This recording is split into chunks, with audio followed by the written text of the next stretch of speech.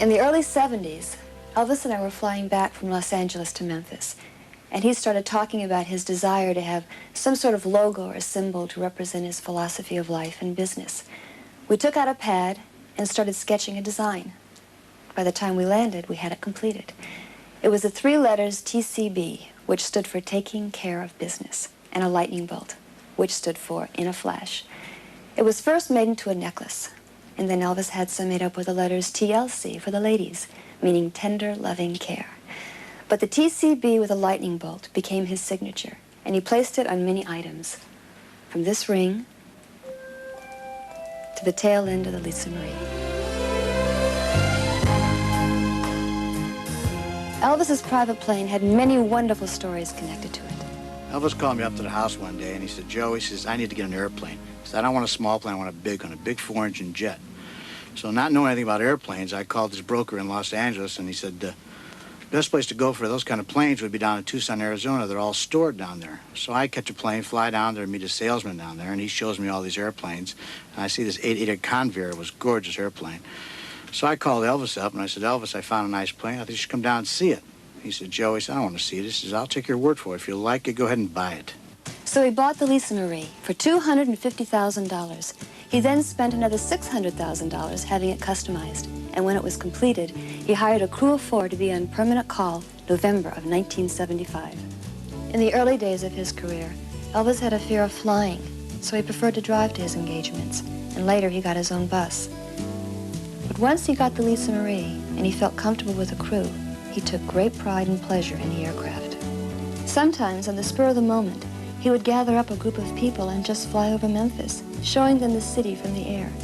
And I remember once on our daughter's birthday, he flew the plane to Los Angeles and then took her to Las Vegas to celebrate. Although the aircraft served an important function enabling him to fly over 3,000 miles at a time without refueling, it was also an expensive toy to him. And he enjoyed that aspect of it probably more than the practical side. I guess the best story to illustrate that concerns the now famous Memphis to Denver food run.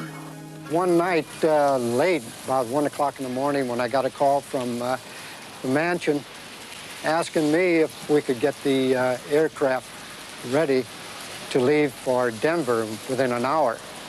And of course, I got the crew ready, filed a flight plan, and in about an hour and a half, the people came out to the aircraft with Elvis, and we were on our way to Denver.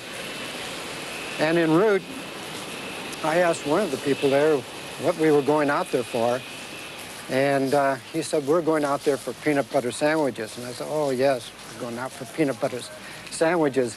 And when we arrived in Denver, the limousine pulled up next to the aircraft. The man got out with big silver trays, and sure enough, there were peanut butter sandwiches. And Elvis insisted that the crew have some of his famous peanut butter sandwiches. And I'm not much one for peanut butter sandwiches, but of course, I had to say it was the best peanut butter sandwich I ever had. In February of 1984, the Lisa Marie came back home to Memphis for the final time. Instruments had to be found from across the country to make it airworthy enough to fly it from Fort Lauderdale to Memphis. The FAA had to grant a special ferry permit. And once it arrived in Memphis, the tail section and 30 feet from each wing had to be temporarily removed to get it through the streets of the city. A parade and marching bands led the aircraft back to its rightful home, where it now stands, freshly painted and right across the street from Graceland. Though it might not have seemed like taking care of business in a flash, the business was taken care of. And now millions of fans can view the Lisa Marie when they come to visit Graceland.